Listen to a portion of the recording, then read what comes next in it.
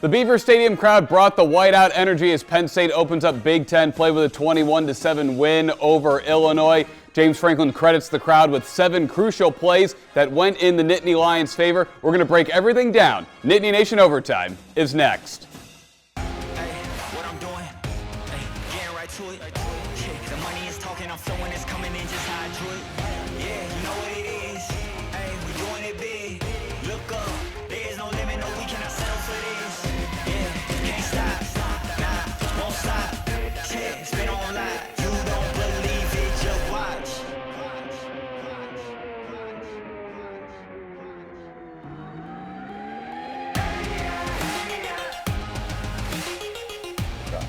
Welcome into another edition of Nittany Nation Overtime. I'm your host, Ryan Risky, and I'm joined by the Nit Wits Brennan, Rudel, and former Nittany Lion quarterback Chuck Fusina. And guys, another big win for Penn State in Big Ten play. They held Illinois to just 34 rushing yards. Yeah, they've made really good halftime adjustments defensively, and I thought got stronger as the game went on. Real positive with the running game. Those guys ran hard.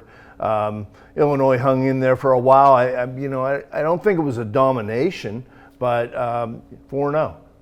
Yeah, Brett Bielema, when they came out with this whiteout energy thing, I was a little bit skeptical of it. And then I think Bielema, with his comments, kind of questioning it, I think that brought it all together. So kind of in a weird way, James Franklin used reverse psychology.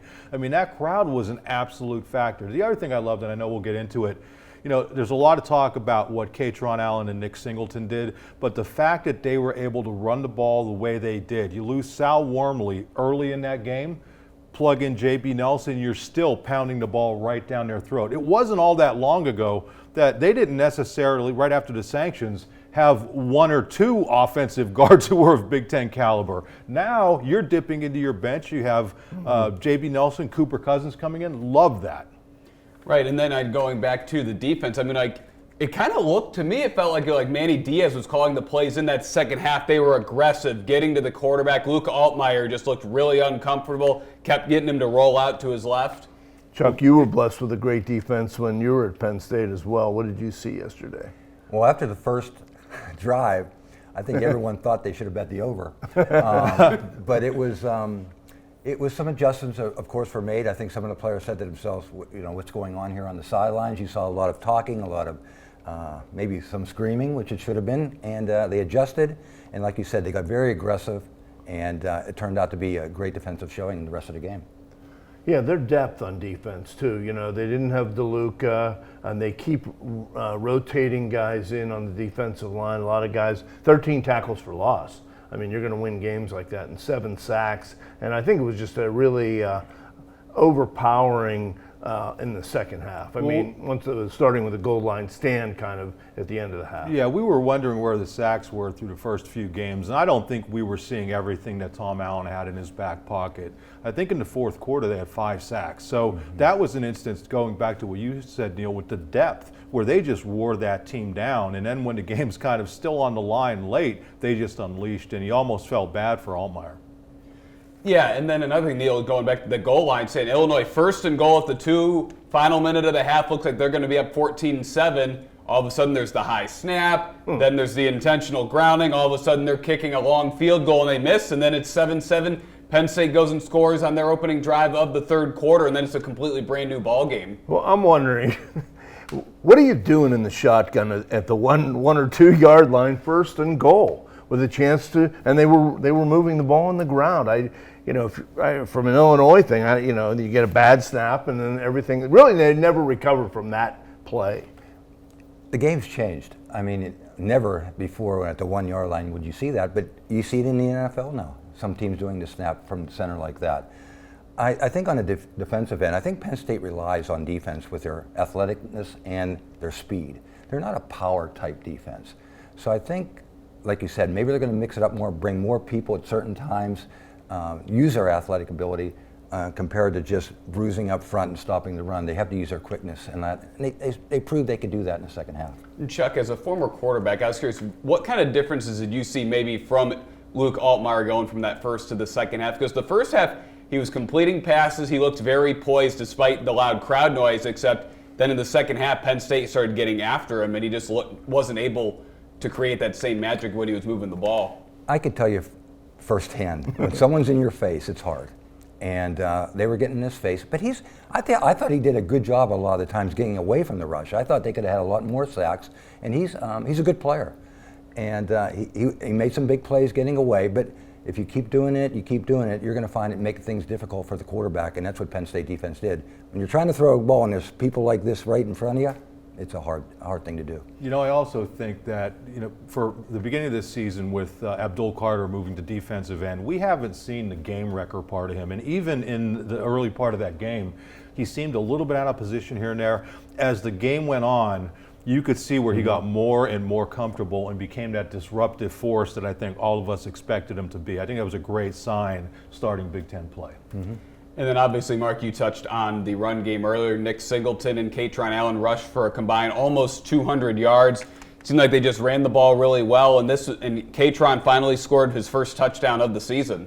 Yeah, they've divided those duties up in the carries really well. It was excellent yesterday because, Singleton has that burst now. You can really see it that he had his freshman year. I think he averaged almost 10 yards a carry, early on through that game. And then Allen came in and was just trucking people. So that bodes well as you move into, you're going to get a couple of the traditional West Coast teams next. I think the running game is going to be center stage. My favorite part of the running game, and it wasn't Singleton and it wasn't Allen, it was Tyler Warren. They have a 3rd and 5, and Tyler Warren goes into Wildcat.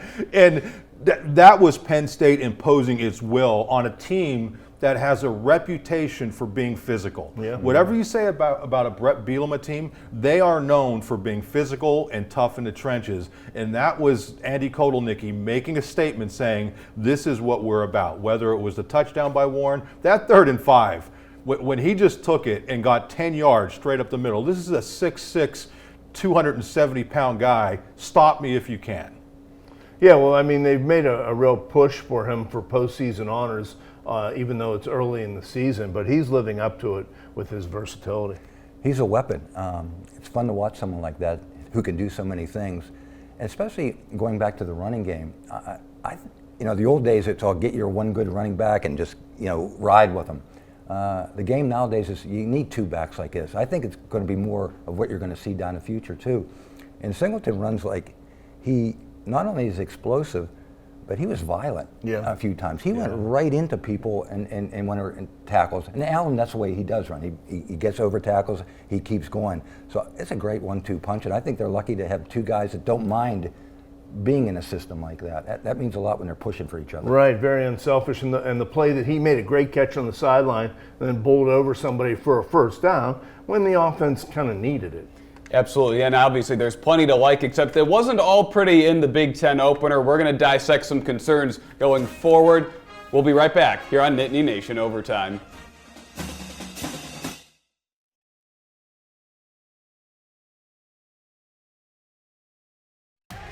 You're watching Nittany Nation Overtime.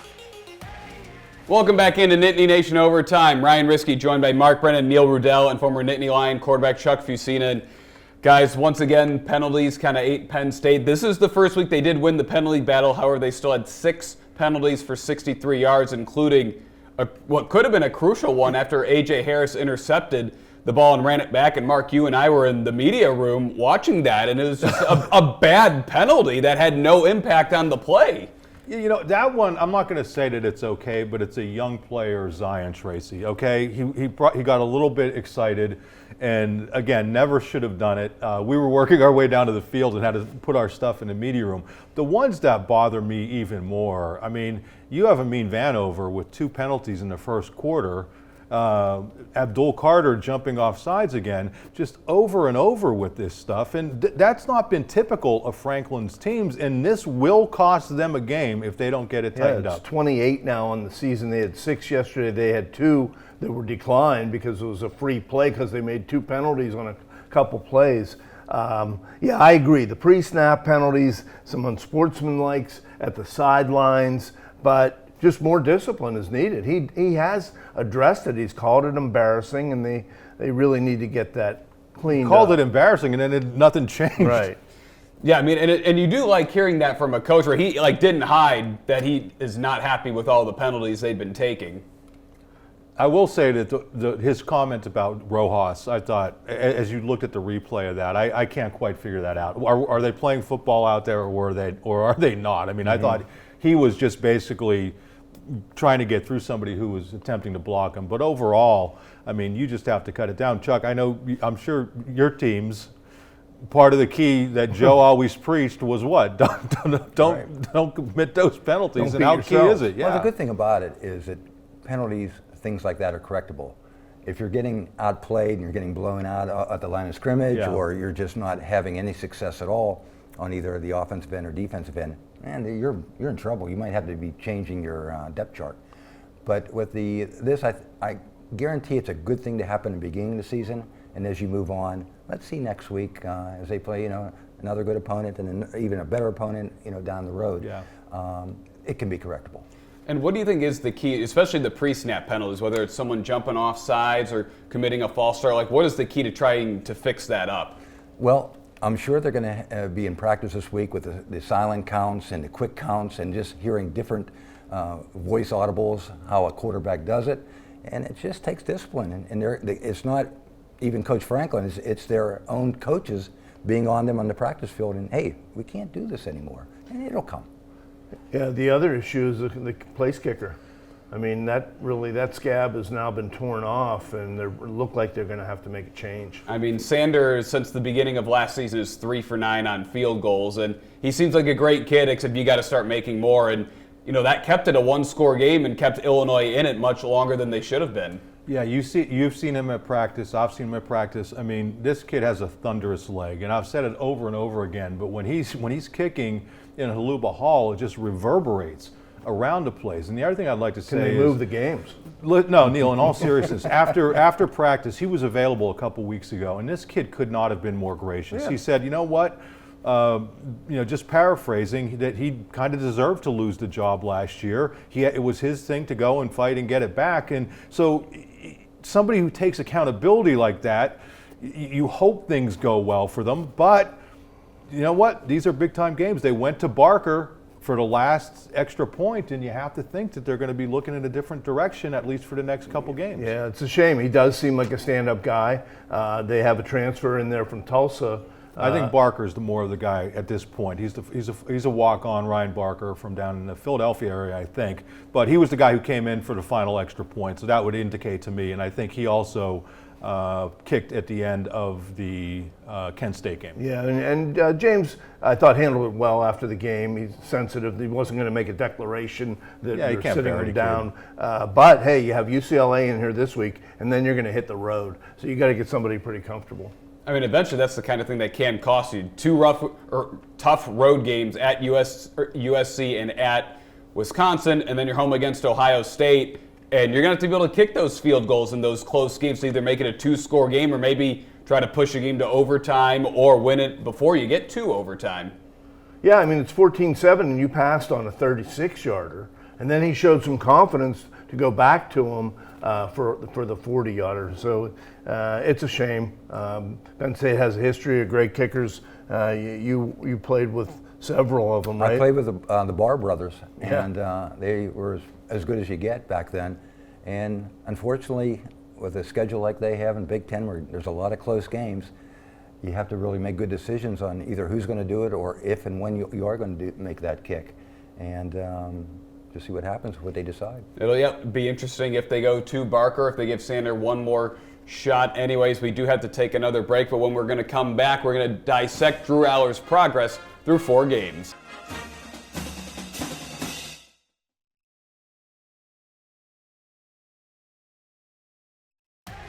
You're watching Nittany Nation Overtime. Welcome back into Nittany Nation Overtime. Ryan Risky joined by Mark Brennan, Neil Rudel, and former Nittany Lion quarterback Chuck Fusina. And Chuck, as a former quarterback, we've kind of seen a transformation from Drew Aller this year. What do you think have been the biggest improvements for him going from last year to this year? Well, Drew's always had the strong arm and the physical ability. No one could ever say anything about that. But I think you see a maturation in his game. He's working with the running game. I think they're trying to set him up for success. I think one of the things they're going to be working on, this is a receiver thing too, is to get a little bit more separation. He has to make some tough throws, seems like a lot of the time, and it's hard to do. It seems like not too many people are wide open. And I think if working on that, the receivers getting a little more, him getting a little more time, receivers getting open a little bit better, I think you're going to see more and more improvement, even more as the season goes on. But I think that's the biggest thing I see in him. And he's running the ball, I think, a little bit better in terms of when they need it. He's not out there as a running quarterback, but he's running the ball when it's a 3rd and 5 and no one's there. He's not afraid to just take it because he's a great athlete too. Chuck, what have you seen from him from a leadership perspective? Because we've seen the great Penn State quarterbacks have been great leaders, yourself included, but we've seen guys who were great athletes or had great arms who necessarily weren't great quarterbacks. What have you seen from him from that leadership perspective? I see on the field that he's not a selfish player. I like when a running back will make a play or they'll score a touchdown. He's in the end zone with them. He goes up to the offensive lineman. He likes to get everyone involved. And I think I see them coming to him a lot more. I saw him pregame. He had everyone around him. He was talking with everyone. And I think it's the process of being successful, because you could be a leader, but you got to be a doer too. And they're seeing him do some great things on the field, and they're circling the wagons around him. Yeah, I mean, and it's, you can even go back to the last time he played Illinois. He really kind of looked lost. It was less than 50% completion percentage, and even in that game, the only touchdown pass was thrown by Trey Potts. Yeah, speaking of Illinois, 94, they brought the 94 team back. That was the signature drive that catapulted them to an unbeaten season. But, I was very disappointed that they did not recognize these guys individually. This is 30 years that have come back, and I don't know what the big rush is up there on their game day operation and what Pat Kraft is thinking or who's advising him. But these are some of your greatest players, greatest ambassadors. Give them a quick wave individually. You had Brady and Conlon and Rivera and Hardings, the whole offense, Collins. Carter. Yeah, well, he was announced, which was nice, but geez, everybody would like to have seen those guys and give them their moment. I'm sorry, Neil, but you can't squeeze that in between the first and second quarter. You can't do it. I mean, that ceremony was ending. There were players on the field. They were getting ready to go. I mean, come on. Penn State used to be as good as anybody at honoring these great, great teams. Nobody has a tradition like Penn State's, and now we see this. Yeah, build on it. Last year, 50-year anniversary of the 73 team. Got a group, like a group hug, a wave in the end zone. It's like it's like a bunch of NIL donors there. Yeah. You know what I mean? What are you doing? Give them a little bit more time. Yeah. Thank you for letting me get that off my chest. We were both angry about that in the press box. Yeah, no. To me, I was on the field getting video of it, and it felt rushed, and it just kind of, everyone's just standing there waving, and it just kind of felt like they could have done more. Well, if we ever get Pat Kraft back on the show, maybe we could ask him about it. All right, well, guys, we have one thing left to do, and every week it's crowning the Nitwit of the Week. Maybe a little controversy this week? There's no controversy. No controversy. All righty. Well, we crown our Nitwit of the Week when we return on Nittany Nation Overtime. Don't miss a minute of Nittany Nation Overtime, now also on Apple and Spotify.